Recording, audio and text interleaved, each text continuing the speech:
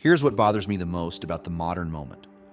There's absolutely no way to know the truth about what's happening in our Western society. The government lies, the press lies, the institutions of trust lie.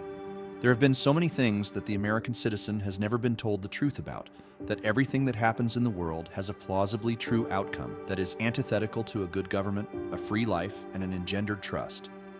The wickets are so wide on what's true and what's false that everything has a possibility to be real. One can go back from the beginning of the 20th century, and probably further, and the narrative that's been told to the society about any societal event likely isn't completely true, or worse, is a total fabrication to protect the government and her crony allies.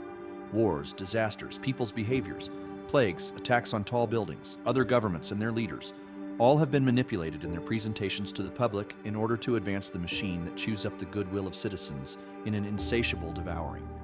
Thus, if a society has been lied to repeatedly by its government and its trustworthy institutions year after year and incident after incident, is it any wonder that when the next disaster befalls us, there's high suspicions of ulterior motives by the government or corporations, or both? To be sure, tragic things happen all over the earth. They happen more than we really ever expect, and we are, for better or more likely worse, far more aware of them than any previous generation because of our phones and sensationalist media. But when the ineptitude of those in charge is visible to the naked eye, and no help comes in the most dire of moments, by the entity that claims that mantle as its primary reason for existing, people start to get angry, discouraged, and disbelieving of the situation.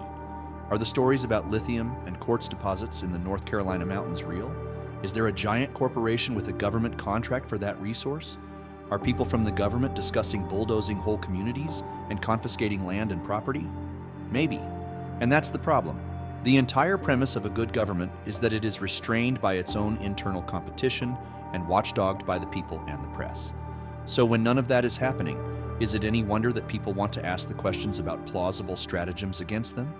In their dastardly, incompetent, and callous actions, the government has given its citizens logical reason to wonder if the most fantastical of conspiracies are the actual things. It's far past time to tell the truth. You've radicalized your citizens.